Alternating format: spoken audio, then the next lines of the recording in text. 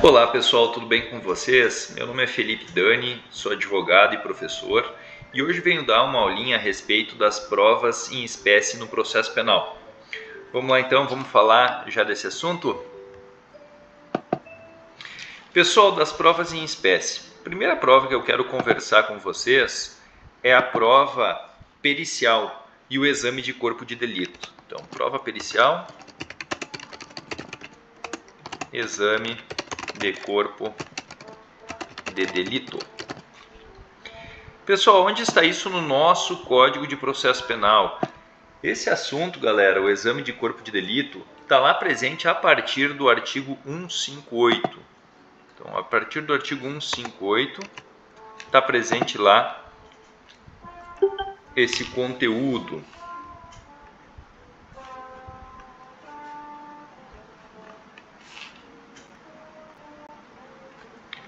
Artigo 158 do Código de Processo Penal. Pessoal, importantíssimo observar o que fala esse artigo 158. Vamos lá. Quando a infração deixar vestígios, será indispensável o exame de corpo de delito, direto ou indireto, não podendo supri-lo a confissão do acusado. Pessoal, uma palavra importantíssima que a gente tem aí no código é a questão do exame de corpo de delito ser indispensável. Indispensabilidade.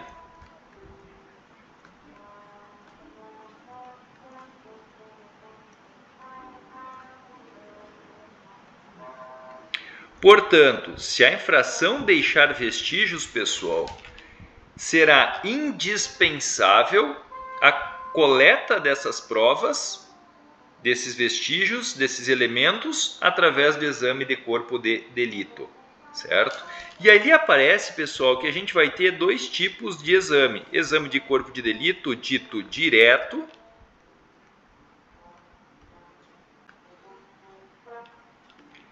e ou exame de corpo de delito dito indireto.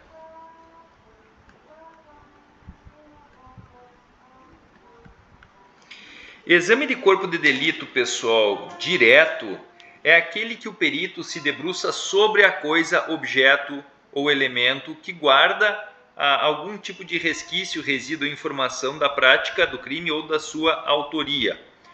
Logo, pessoal, se a gente tem um cadáver de uma morte não natural, quando a gente faz o laudo de necropsia, a gente vai se debruçar a respeito de um exame de corpo de delito direto. Diretamente foi analisado esse cadáver, esse elemento, né, que guardam informações a respeito de materialidade e autoria do crime, certo? Já, pessoal, o exame de corpo de delito indireto tem dois tipos de interpretação na nossa jurisprudência. O primeiro é que eu não tenho mais, pessoal, o corpo de delito para fazer o exame, mas eu tenho fotos, informações, laudos que de alguma forma guardam ou retratam aquela situação do corpo de delito. E aí, pessoal, o perito ele não vai se debruçar sobre a coisa, mas sim sobre essas informações decorrentes, né, para fazer o seu laudo, certo? Então imaginemos um exame de corpo de delito indireto em que foi arrombado a fechadura para um furto. Só que aquela fechadura, pessoal, foi logo trocada pelo proprietário da casa. Então não tem mais como um perito ir lá e analisar a fechadura se ela foi ou não arrombada, mas o dono da casa guardou, tirou fotos, imagens, guardou até a fechadura lá para levar depois à perícia. Essas fotos, esses elementos, pessoal, essas informações que estão contidas ali serão analisadas pelo perito que vai constatar ou não o arrombamento ou não daquela fechadura. Tudo bem? Isso pode ser dito com um exame de corpo de delito indireto. Mas também, pessoal, parte da doutrina entende que esse exame de corpo de delito pode ser indireto, o artigo 167, né, que vai falar o quê? Olha, quando o exame de corpo de delito não for feito, não for realizado, por haverem desaparecidos os vestígios, prova testemunhal vai suprir-lhe a falta. Então, alguns entendem que esse exame de corpo de delito seria uma prova testemunhal que vai suprir a falta desse exame de corpo de delito que era para ter sido, por ser indispensável de forma direta, mas pela falta de vestígios ali, pessoal, acaba não ocorrendo.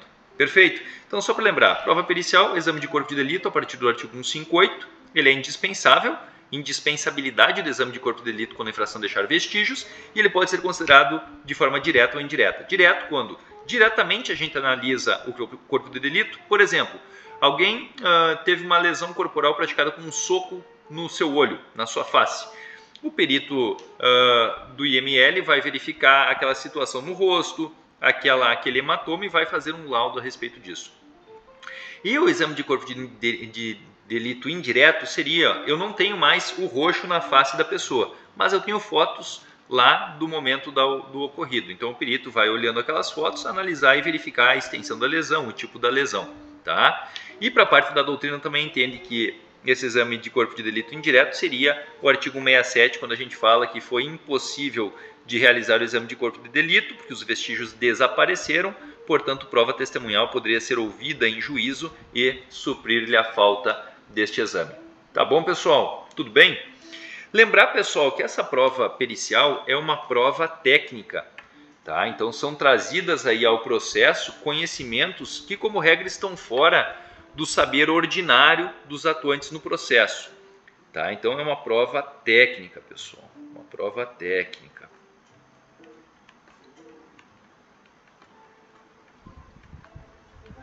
Por quê, galera? Porque, como regra, o atuante no processo, o promotor, o advogado, o juiz, eles têm conhecimento jurídico e não conhecimento técnico, né?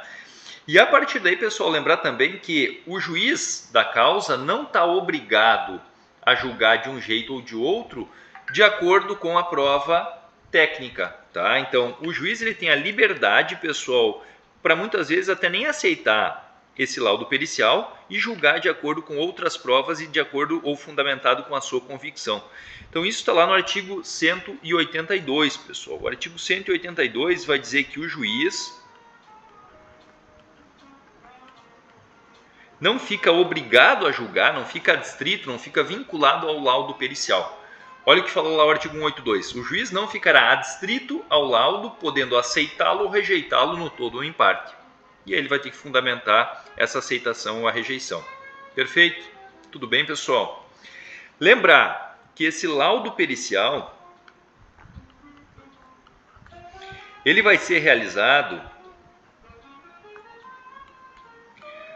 por um perito, tá, pessoal? Então, como regra, ele é assinado por um perito oficial. Então, um perito oficial.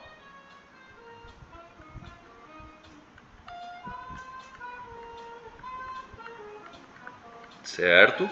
Mas também, na falta desse perito oficial, pessoal, pode ser assinado por dois peritos nomeados.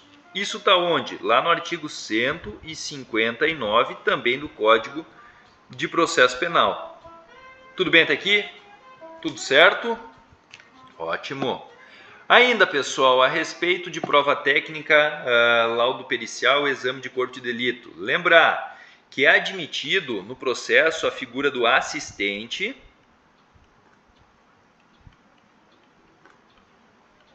técnico. Assistente técnico.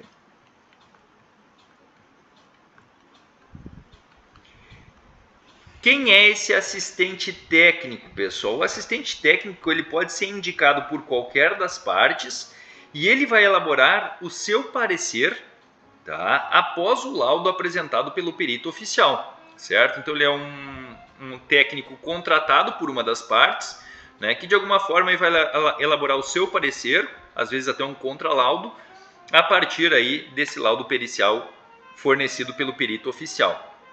Tá, pessoal? E lembrar também que, de acordo com o artigo 400, o parágrafo 2º, esse perito pode ser chamado em juízo para prestar esclarecimentos e informações. Tá, pessoal? Então, lembrar que o artigo 400, parágrafo 2º, ele vai falar que poderá ser requerida a oitiva do perito oficial ou do perito nomeado para esclarecer o laudo, certo? Então, lembrar a respeito disso. O perito pode ser ouvido em juízo. Então, perito ouvido em juízo.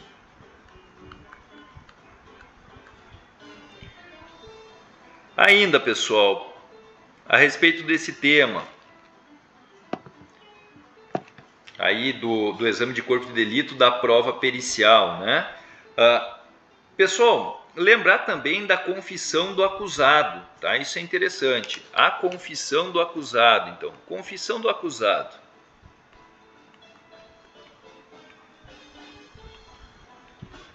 Confissão do acusado.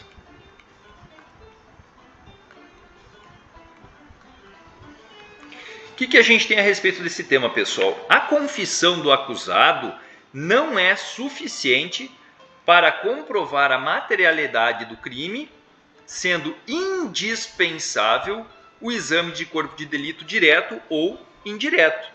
Isso está onde? Está naquele artigo 158 que a gente iniciou essa conversa analisando. Lembram que falava 158, importantíssimo?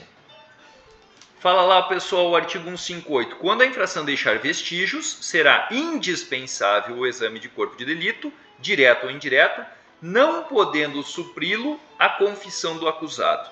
Então não é porque o acusado confessou que vai ser aí, pessoal, dispensável o exame de corpo de delito. Não, a confissão do acusado não supre a realização do exame de corpo de delito. Tudo bem, pessoal? Tudo certo? Espero que sim. Só lembrando aqui, pessoal, do exame de corpo de delito, né? Se a gente puder aí finalizar essa aula a respeito do valor probatório dele, valor probatório, valor probante, valor probatório.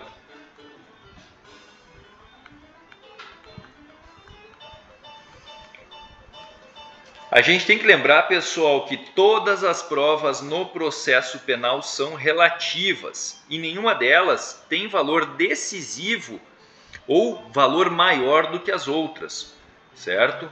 Então, o juiz, pessoal, ele está não obrigado a julgar de acordo com o laudo pericial. Lembrando que ele não está aí adstrito, não está vinculado a esse laudo pericial.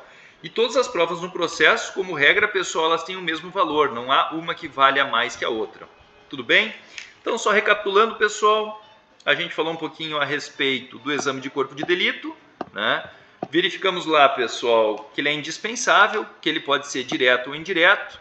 Verificamos que é uma prova técnica elaborada por um perito oficial, como regra, através de um laudo pericial. É possível aí, pessoal, a nomeação de um assistente técnico pelas partes. O perito pode ser ouvido em juízo para esclarecer seu laudo. A confissão do acusado não substitui, pessoal, não torna dispensável o laudo pericial, que mesmo assim tem que ser feito. E o valor probatório do laudo pericial é relativo, como todas as outras provas no processo penal. Tá bom, pessoal? Um abraço, tchau, tchau.